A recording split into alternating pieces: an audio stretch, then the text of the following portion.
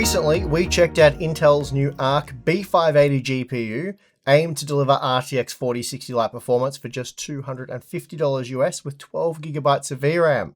Our review featured 12 games, and for the most part, the B580 was excellent, though we did run into a few issues, most of which were addressed before the reviews went live, but there were still a few lingering problems. Since then, though, it's also been discovered that the B580 has a rather serious CPU overhead issue that sees performance suffer in CPU-limited games when using a slower CPU like the Ryzen 5 5600.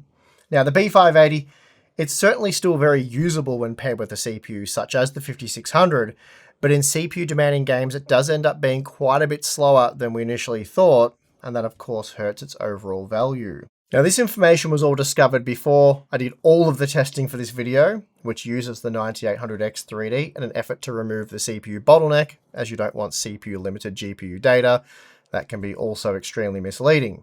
However, in light of the new information that affects this card, I have decided, rather than scrap weeks of testing, all the data that I've gathered there, it does reveal how well the B580 performs relative to the RTX 4060 across a massive range of games. Despite the fact that we are using a high-end CPU, there is still some very interesting data here, and in total I have tested 50 games, so there is a lot to go over. Now, normally I just look at the data for around a dozen or so games that we've tested and then show you the percentage breakdown in a single graph. But because the B580 performance can vary quite a bit from one game to the next, I thought for this one, it might be worth looking at all 50 graphs. So brace yourself, you're going to be hit with a lot of blue bar graphs in this one. So let's get into it. First up, we have Fortnite, and I wasn't sure what to expect here, but after a few games, which allowed the shader compilation process to complete, the performance was quite good. Not better than the RTX 4060, but certainly good enough for use with competitive settings, rendering 218 FPS at 1080p and 160 FPS at 1440p.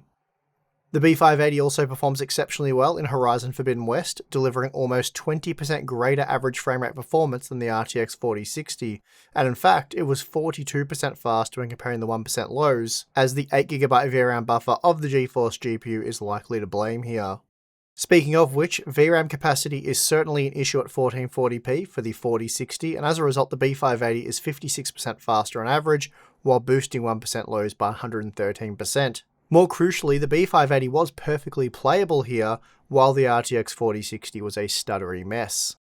Performance in Remnant II was more competitive, but even so the B580 was 7% faster at 1080p, and then 18% faster at 1440p, but even so you will likely want to enable upscaling or slightly downgrade the visuals for 60 FPS or better. Unfortunately, the B580 is quite a bit slower than the RTX 4060 in Rainbow Six Siege, despite delivering good performance overall. The 1080p results were particularly disappointing, as here it was 22% slower than the 4060, though just 7% slower at 1440p.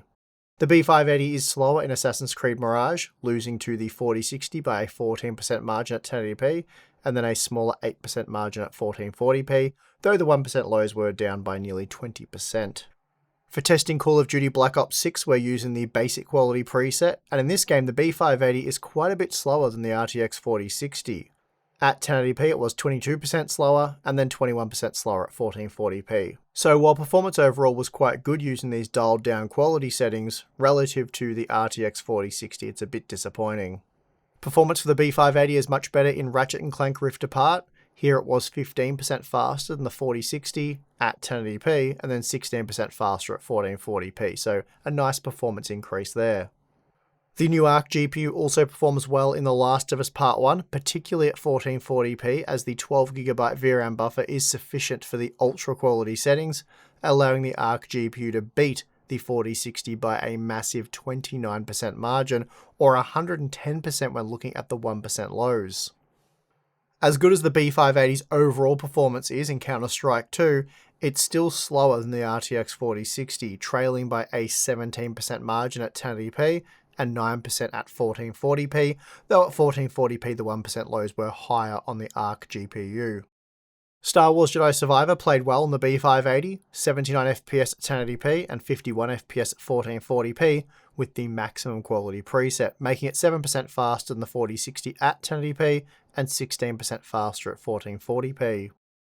The B580 is slower in Baldur's Gate 3, rendering 81 FPS at 1080p, which made it 6% slower than the RTX 4060 and then 5% slower at 1440p.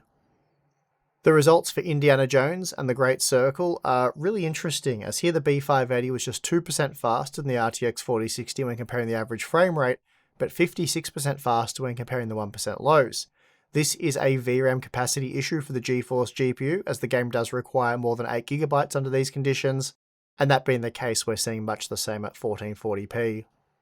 The B580 had no issue playing F124, and although it wasn't really any faster than the RTX 4060, using the high preset, it powered through this game with ease, delivering a high refresh rate experience even at 1440p. As was the case in F124, the R.C. GPU easily powers through Forza Horizon 5, delivering 6% greater performance at 1080p with 109 FPS on average, and then 10% greater performance at 1440p, though the 1% lows weren't quite as consistent here. The R.C. GPU also performed well in Resident Evil 4, beating the GeForce GPU by an 8% margin at 1080p, and then 13% at 1440p, where it kept frame rates well above 60 FPS. Sadly though, the ARC B580 doesn't perform very well in Starfield, delivering weak average FPS performance with shockingly bad 1% lows. So not only is it much slower than the RTX 4060, but the bigger issue here being that the experience was arguably not playable, at least not to a satisfactory standard because of that 1% low performance. Now, frame rates in the Callisto Protocol are much better, and here the B580 even manages to edge out the RTX 4060, delivering 6% greater performance at 1080p and 12% better performance at 1440p. Now, my previous Alan Wake 2 testing from the B580 review used ray tracing, and neither the B580 nor the RTX 4060 were able to deliver playable performance. And here you can see why that is. With the high quality settings enabled, but with all ray tracing effects disabled, the B580 was good for just 43 FPS at 1080p, making it 9% slower than the RTX 4060, so even without ray tracing, performance in this title isn't great.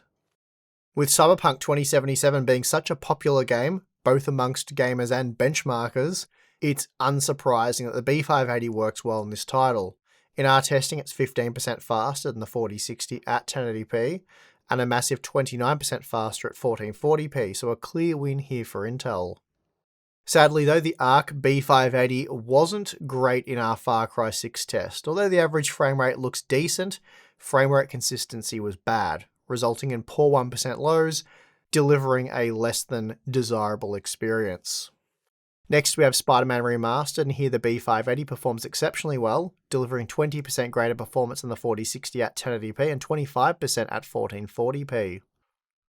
The B580 manages to just get over the line in Avatar, beating the 4060 at 1080p by a mere 3% margin, though it was 7% faster at 1440p with 17% stronger 1% lows.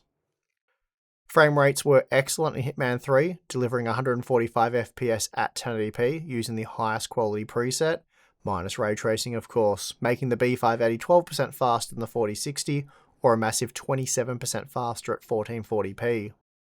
Dying Light 2 is a good title for the B580. Here it was able to beat the RTX 4060 at both tested resolutions, coming in 17% faster at 1080p and 25% faster at 1440p, and you'll really notice the performance difference in this title, especially at 1440p.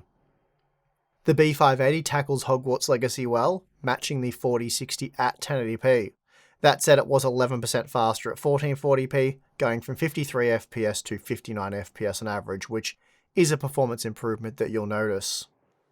Intel's latest ARC GPU performs exceptionally well in A Plague Tale Requiem, rendering 77 FPS at 1080p, making it 20% faster than the RTX 4060. It then extends that lead at 1440p out to 24%, providing noticeably better performance at this resolution. Now, the performance seen in Dragon Age the Veilguard is mixed. At 1080p, the B580 is 15% slower, which is quite a large margin, but then at 1440p it manages to nudge ahead by an 8% margin, and this is likely due to the CPU overhead issue that we've spoke of recently. War Thunder plays well on the B580, and as a result it was 7% faster than the 4060 at 1080p and 16% faster at 1440p, so realistically you should have no issue at 4K. The Space Marine 2 performance is a bit odd, as the B580 is rather underwhelming at 1080p. It works and is perfectly playable, but coming in 16% slower than the 4060 isn't ideal. However, increasing the resolution to 1440p barely affects the B580, and now it's 6% faster, and again, this is due to the overhead issue. Star Wars Outlaws uses ray tracing effects by default, and this really kills the frame rate when using the Ultra preset, and as a result, the B580 was only good for 40 FPS at 1080p, but this still made it 18% faster than the RTX 4060. Performance in ACC is quite good, despite the fact that the B580 is a good bit slower than the 4060, 20% slower at 1080p and 25% slower at 1440p, which is surprising. Normally we can expect to see a more favourable margin for the ARC GPU at 1440p, but that certainly wasn't the case here. With ray tracing disabled, Black Myth Wukong plays exceptionally well on the B580, using the medium quality preset. This allowed it to render 79 FPS at 1080p and 64 FPS at 1440p, and that made it 20% and 45% faster than the RTX 4060 respectively. Intel were also able to deliver superior performance in Borderlands 3, though this time the B580 was just 11% faster at 1080p, though it was 17% faster at 1440p, which is becoming quite a substantial margin. Warhammer 3 wasn't an issue for the B580, here it was 7% faster than the 4060 at 1080p and 9% faster at 1440p. Now ARC will need some work in Delta Force, because while the average frame rate looks good, beating the RTX 4060, frame time performance was poor, seen when looking at the 1% lows. So the inconsistent performance will make using the B580 a pain in this game. ARC performance in Dragon's Dogma 2 isn't great, although it's somewhat passable, rendering 61 FPS at 1080p, though again frame time performance wasn't as consistent as you'd like to see, even in Dragon's Dogma 2, which can be a bit of a janky game at the best of times. Anyway, the B580 does poorly here when compared to the 4060, coming in 22% slower at 1080p and 17% slower at 1440p. Gears 5 does run on the B580, though it doesn't run very well, especially when compared to what we're seeing from the RTX 4060. I went back and reran all of these tests just to make sure what we were seeing here is accurate, and they are. As it stands, the B580 is 34% slower at 1080p and 31% slower at 1440p, so not a good result, and this is something Intel will have to look into. That said, at least the game does play, and the performance we're seeing here with the Ultra preset is certainly playable. It's just very disappointing when compared to the RTX 4060. The B580 was a little bit funny in God of War Ragnarök, as it was 14% slower than the 4060 at 1080p, though did deliver similar 1% lows, but was then 3% faster at 1440p, again with similar 1% lows. Anyway, performance overall was good in this title. Then we see that performance between the B580 and RTX 4060 was extremely competitive in Gotham Knights. At both 1080p and 1440p, here performance was much the same using the high preset. Intel Arc GPUs and Halo Infinite have gone together about as well as oil and water, and with the release of the B580, this just hasn't changed. That said, at least the game loads and appears to play without any issues. Performance is just much lower than you'd hope to see, or even like to see, coming in 31% slower at 1080p and 24% slower at 1440p. Another game where the B580 struggled relative to the RTX 4060 is Homeworld 3, coming in 22% slower at 1080p and 13% slower at 1440p, though it was the 1% lows that struggled the most, with a 37% performance reduction seen here, and I do wonder how much this has to do with that overhead issue. The Horizon Zero Dawn results are a bit mixed. The B580 was 11% slower at 1080p, but then 8% faster at 1440p, though the 1% lows were similar. So overall performance was good, certainly acceptable, but not always faster than the GeForce GPU. Sadly, the B580 was pretty shocking in Hunt Showdown 1896. For whatever reason, I was unable to avoid constant and terrible frame stutters. The average frame rate certainly looks great, but every few seconds the game would stutter, and after multiple tries, these are the results.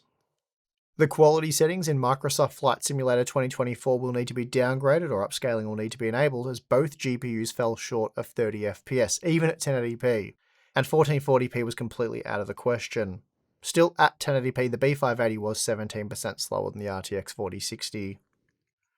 Next up we have Returnal, and here the B580 performed very well, delivering 14% greater performance at 1080p and 22% at 1440p. So an easy win here for the ARC GPU, and great performance overall using the Epic preset. The B580 also does well in the Rift Breaker, beating the 4060 by a 14% margin at 1080p and then 20% at 1440p. The ARC GPU does lag behind a little bit in Rocket League, though performance overall was still excellent, but it was disappointing to see it 7% slower at 1080p and then surprisingly 16% slower at 1440p. These two GPUs do trade blows in Shadow of the Tomb Raider. The B580 was 6% slower at 1080p, but then 5% faster at 1440p, so performance overall was pretty similar, and because this is an older title, performance was great using the highest in-game preset. S.T.A.L.K.E.R 2 is one of the newest games we have for testing, and unfortunately the B580 does struggle a bit here, coming in 15% slower than the RTX 4060 at 1080p and then 10% slower at 1440p. Then finally, we have Skull and Bones, a game which no one really played, but I've included it anyway, and it seems Intel also forgot about this one because the B580 can't even load the game, constantly crashing when trying to load a level, so the RTX 4060 gets a win here, though Intel's aware of the issue and almost certainly will fix it with the next driver update. So this is interesting. The 12 games used for evaluating GPU performance in our day one reviews found that on average the B580 was 7% faster than the RTX 4060 at 1080p. But here, using a significantly larger range of games, we found the B580 is actually 1% slower than the 4060. Of course, 7% wasn't a huge margin to begin with, but here we're getting a look at just how much the performance can swing. Really bad titles for the ARC GPU included Gears 5, Halo Infinite, Rainbow Six Siege, Black Ops 6, Homeworld 3 and Starfield, and the only game here to be included in our review was Starfield. Hunt Showdown was also a really bad game for the B580, though here it appears to be the best as the average frame rate performance was excellent. It was just those frame time stutters that were the problem.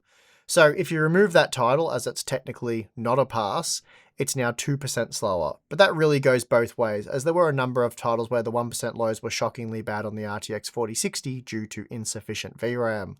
The point is, when looking at a large range of games, the B580 and RTX 4060 are much more evenly matched overall. All of that said, we have seen previously that the B580 stacks up best at 1440p, and here we see that it's 5% faster on average across a massive range of games, which is well down on the 14% margin seen in our day one review. Now you could argue that Microsoft Flight Simulator 2024 is an outlier, but removing it only changes the margin to 7%, which is just half that seen in our day one review. So based on all of that, it is difficult to gauge the performance between the B580 and RTX 4060 using a smaller sample of games, and this is mostly because ARC's performance is still a bit all over the place, and as we've recently discovered, this is often due to the overhead issue. What this means though is, whereas our initial review of the B580 found it to be 27% better value than the RTX 4060 when measuring the cost per frame, based on this data it's more like 21% better value. But again, this is when using a high-end flagship CPU, so if you were to swap out the 9800X 3D for the 5600, the value of the B580 would go down the toilet. So it's clear Intel still has a lot of work to do. And I suppose the good news being that there should be plenty of room to improve, so fingers crossed Intel can get the most out of the B580. Now, coming away from all of this testing, I'm not surprised to find that the B580 doesn't stack up quite as well across a massive range of games as it did in the day one review data, but I was also pleasantly surprised to find this testing to be almost issue-free, with just a few games struggling with frame pacing issues and then one that doesn't work at all. And as rough as that might sound, the Intel Arc program really has come a long way. As for the day one review, this new information doesn't really change too much there. As I said in that review, you're more likely to run into issues with the B580 than you would with a Radeon or GeForce GPU such as the RX 7600 or RTX 4060, which is why we believe a 20% discount is warranted. Though, depending on the CPU you're using, that discount may not always be achieved. Still, I think for most, if you want to spend less than $300 US on a new GPU, there's going to be no better choice than the B580. That is, of course, assuming that you can actually buy one for $250 US, which you really can't do for the most part. and of course you have a decent CPU to pair it with. And in addition to those disclaimers, be aware that the savings can sometimes come with a few headaches, but mostly the experience should be good. And of course, the fact that the B580 comes armed with 12GB of VRAM is a huge plus, and arguably goes a long way in saving this product. As it stands right now, the only real problem with the ARC B580 is availability, and the fact that pricing is quite different across regions. It's not nearly as compelling, say, here in Australia as what we're seeing over in the US. So for the B580 to be a success, Intel really needs to address those issues. So fingers crossed things improve on that front, because this could really be a great value, great entry-level GPU. But yeah, there's just a few things working against it right now. Anyway, that is going to do it for this video. If you liked it, you know what to do. We have the join button or Patreon if you want to get more Hardware Unboxed goodness. Join our exclusive Discord server. Participate in monthly live streams where Tim and I get together, answer your questions, chat. It's a lot of fun. There's Q&A stuff there, behind the scenes content, a lot of cool things. So check that out if you're interested. But if not, that's perfectly fine. And I would like to thank you for watching this video. I'm your host, Steve. See you again next time.